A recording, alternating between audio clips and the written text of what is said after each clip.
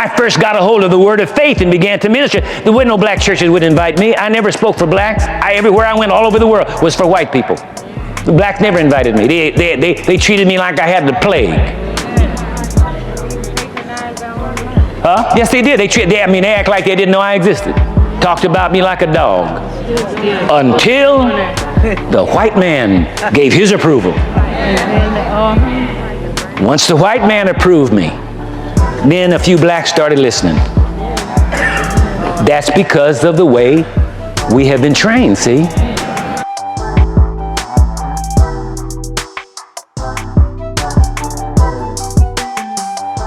Okay, so why is it that some people won't believe a black voice until they hear the same thing from a white person? Dr. Price raised a challenging question. Have some black people become so conditioned, keyword, to seeking outside approval that they struggle to recognize truth when it comes from their own community? So tonight we're discussing self-worth in identity, and why being proud of who you are is not about thinking you're better than anyone else. It's about understanding that you're not less than anyone else. Now, I told you last time I asked you about them little plastic bags behind the seat in front of you, on airplanes in case you get air sick. You have a bag. I hope you got 2 bags today. Because I'm going to quote you some things and tell you some stuff now that you need a couple of air sick bags. I almost had to use them while I was doing the research. I'm sitting there gleaning all this information. Pitiful. The Peculiar Institution, that's the title of the book, by Kenneth M. Stamp. Copyright 1956 by Kenneth M. Stamp, published by Vintage Books. Mr. Stamp is Morrison Professor of History Emeritus at the University of California, Berkeley, and is a specialist in 19th century American history. Not a novice, Mr. Stamp being specialist. On page 44 and 45, he makes this revealing observation. I quote, Negroes had to be broken into bondage and carefully trained. How might this be approached? The first step advised those who wrote discourses on the management of slaves was to establish and maintain strict discipline. An Arkansas master suggested the adoption of the Army regulations as the discipline in forts. They must obey at all times and under all circumstances, cheerfully. The slave should know that his master is to govern absolutely, and he is to be obeyed implicitly. The second step was to implant in the bondsman, catch this now, the second step was to implant in the bondsmen themselves a consciousness of personal inferiority.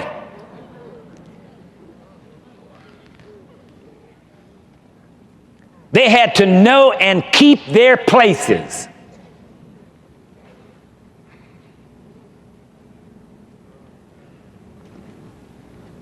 Now see, a pause right there. In the present circumstances of our nation and country, when this Sunday was the second public airing of the program, I would be classified as a nigger out of my place. See, I'm an uppity nigger. And if they could get to me, they'd hang me from the tallest tree.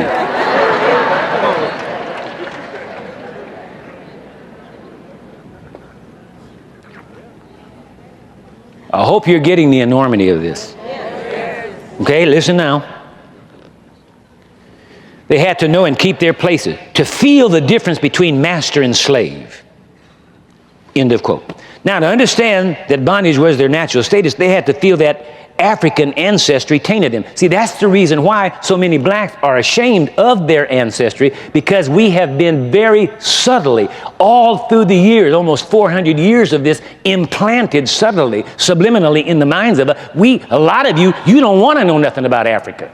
You think that's really a no-no to know anything about Africa, because see, the media, through the power structure, has always portrayed Africans as somebody running around with a loincloth on, bathing in a river and hanging from a tree, swinging from tree to tree. Oh,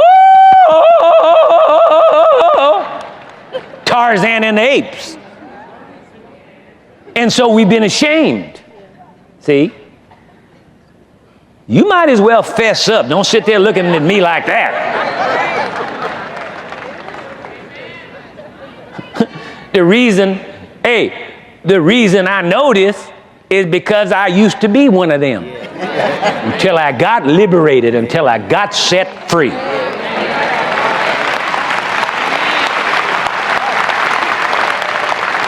Now I know I'm black and I'm proud of it.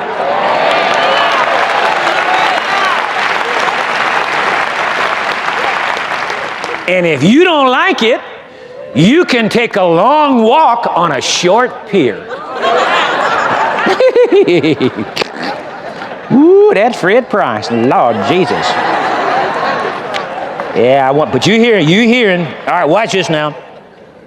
You know, sometime, you know, when you go to the doctor and you got a problem and they send you to the pharmacy and get you some medication, sometime they have to cloud it or cover it up in raspberry flavor. That stuff is so nasty and terrible to taste. They have to put some orange flavor on it. Come on, that's why they do that. The orange don't have any healing virtue in it. The raspberry, but that stuff tastes so bad. In order to get you to at least ingest it, they got to put the other stuff on it. And so, pharmacist Fred is putting a little bit of raspberry on some of this stuff so you all can swallow it. I did not graduate from medical school for nothing. Okay, watch this now. To understand that bondage was their natural status, they had to feel that African ancestry tainted them, that their color was a badge of degradation. In the country, they were to show respect for even their masters' non-slave-holding neighbors. In the towns, they were to give way on the streets to the most wretched white man. The line between the races must never be crossed. For familiarity caused slaves to forget their lowly station and to become impudent. End of quote. Going on with another aspect, another page in that same book. It would be impossible to teach the blacks. Think about this. It would be impossible.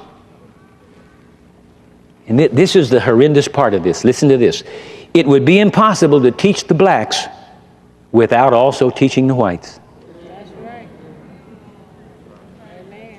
Because you would have to teach the whites why you're teaching the blacks what you're teaching them. And that has to be passed on from father to son, family to family. So I'm going to give you 3 points, 3 reasons. Number 1, be proud of your God-given value. Your worth does not come from another person's approval. It comes from God. Genesis teaches that all people are made in the image of God. And that means your value was established by your Creator before anyone formed an opinion about you. And Dr. Price often challenged the idea that black people should wait for a validation from others before believing themselves. You see, self-worth begins when you understand that God has already declared your value. Point number 2, be proud of what our people have overcome. The history of black people is not only a story of oppression, it's also a story of perseverance. Now, despite slavery, segregation, discrimination, and countless obstacles, generations continue to build families, churches, businesses, schools, communities, and ministries. And knowing that history should not create arrogance, it should create gratitude, resilience, and confidence. And number 3, be proud enough to think for yourself. You know, one of Dr. Price's concern was that some black people would reject information coming from another black person until it was validated by someone outside the community. specifically someone white. You see, healthy pride means having enough confidence to examine facts, think critically, and make your own decisions. It means respecting yourself enough not to assume that truth becomes true only after someone approves it. Again, specifically someone white.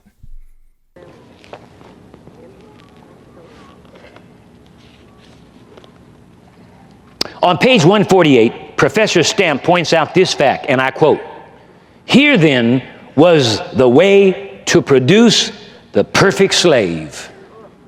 Accustom him to rigid discipline, demand from him unconditional submission, impress upon him his innate inferiority, develop in him a paralyzing fear of white men, train him to adopt the master's code of good behavior, and instill in him a sense of complete dependence."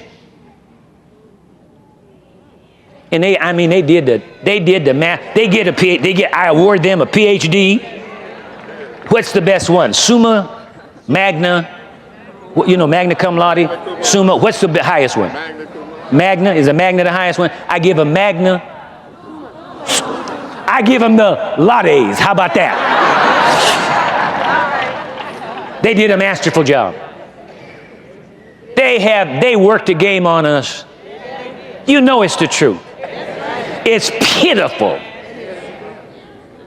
Many of us, we won't even accept anything from another black man until the white man has given his approval. I told you that earlier at the beginning of this thing, when I first got a hold of the word of faith and began to minister. There wasn't no black churches would invite me. I never spoke for blacks. Everywhere I went all over the world was for white people. The blacks never invited me. They treated me like I had the plague. Huh? Yes, they did. They act like they didn't know I existed. Talked about me like a dog. Until the white man gave his approval. Once the white man approved me, then a few blacks started listening. That's because of the way we have been trained, see? We have no confidence in ourselves. And we need to. We're somebody. Now, watch it. Now, listen. When I say things like that, I'm not trying to build us up over anybody else. I'm simply trying to get us up to think about ourselves like everybody else thinks about themselves. That's all. In my mind, nobody's any better than anybody else. I told you before, everybody's poo-poo stinks.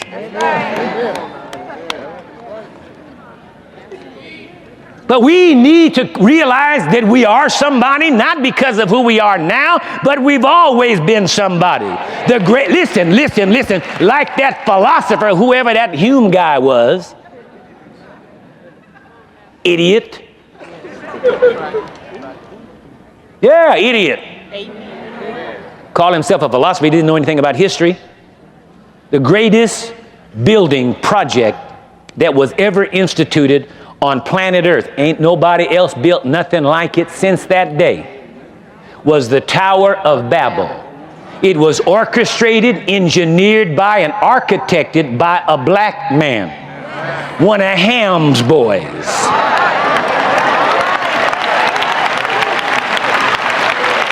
Watch this. In fact, it was such an enormous, stupendous project that God Almighty Himself said, I got to go down and check this out. Because if I let these people alone, they're going to build a tower that reaches into heaven. That's ignorant people that don't have no arts and sciences. You need to know that about yourself. Nimrod was a black man. They didn't tell you that in school.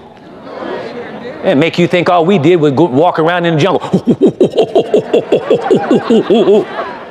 Greatest building project engineered ever in the history of the human race. God Himself had to come down and say, listen, if we let these people alone, there is nothing that will be restrained from them. That don't sound like no ape to me. You need to feel good about yourself. Not better than someone else, but just feel good about you for once in your life.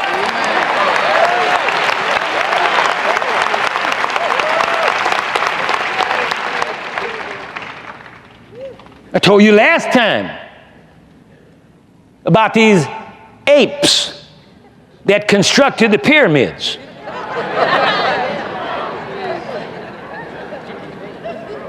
They don't know to this day. I mean, watch this, we shoot rockets to the moon. We shoot probes that are still out there traveling to their destinations to the far reaches of our solar system.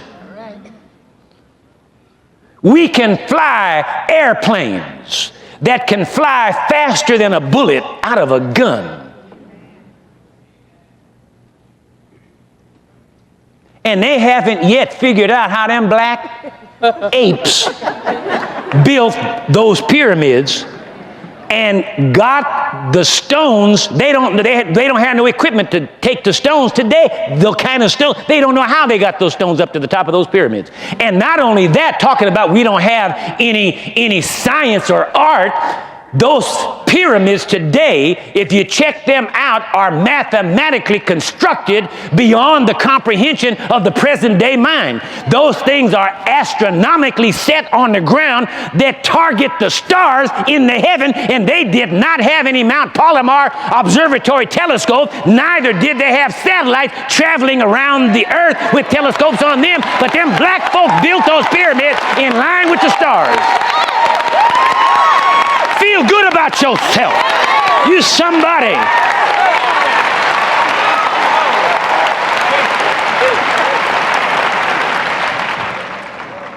And the only reason we haven't done all that much here is because we've been conditioned not to. But even that, when I get back to the end of my whole series here, I'm going to show you about some people you don't know nothing about. White folks need to know this. Black folks and the Hispanics need to know this. And the Asians need to know this. And the Indians need to know this. We've made all kind of marvelous contribution to this country and got no credit for it.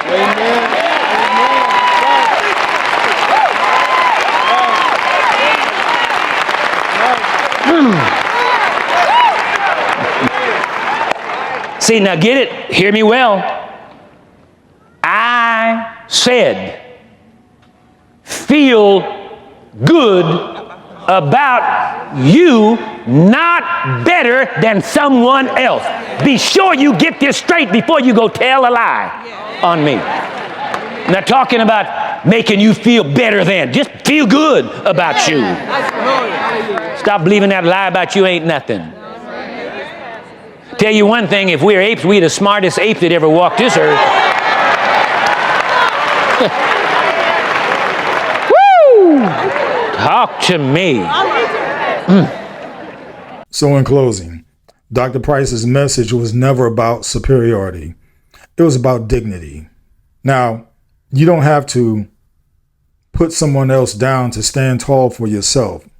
You don't have to hate another group to appreciate your own history. And you don't need permission from anyone to recognize the value God has already placed within you. See, the goal is not pride that says I'm better.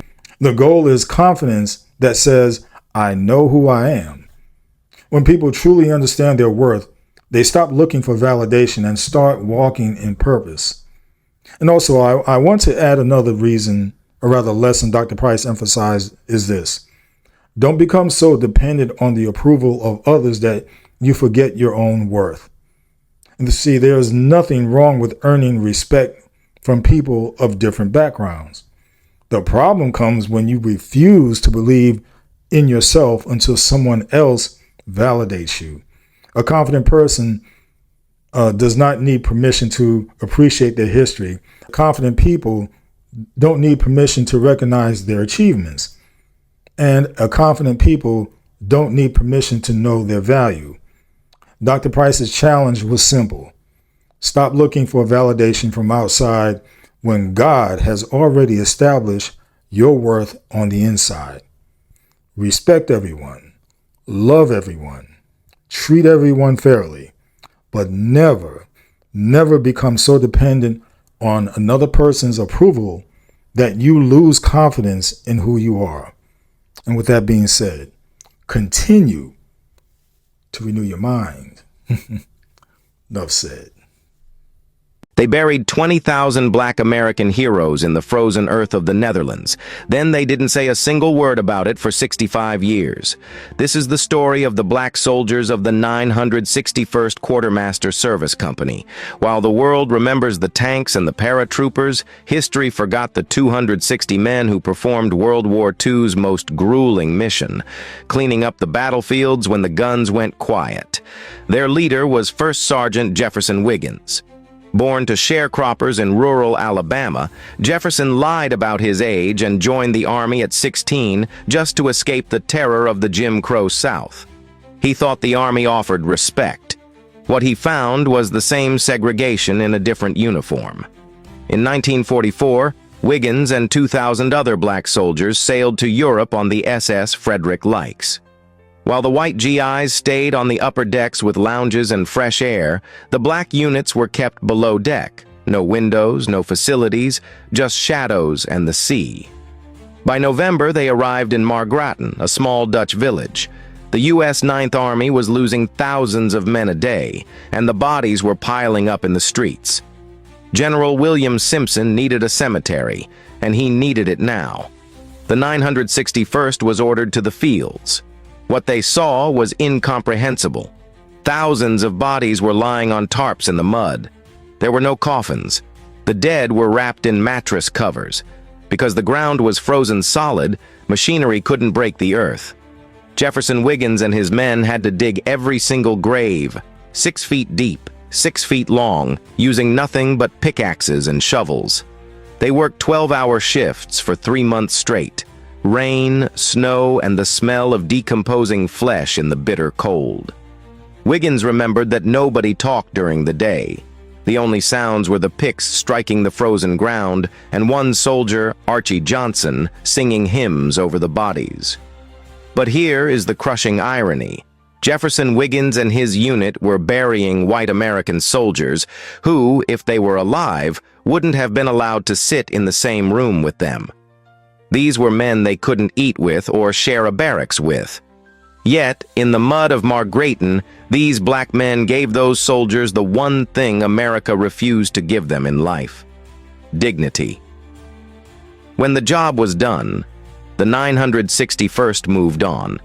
No medals for the gravediggers. No ceremony for the men who handled the trauma. Jefferson Wiggins didn't speak a word of it for 65 years. Not to his wife, not to his kids. He buried the memory the same way he buried the men. It wasn't until 2009 that a Dutch historian tracked him down. He was 84 years old. He finally decided the world needed to know. Not for his own glory. He was clear about that. He said, "I'm concerned about people learning what American soldiers did."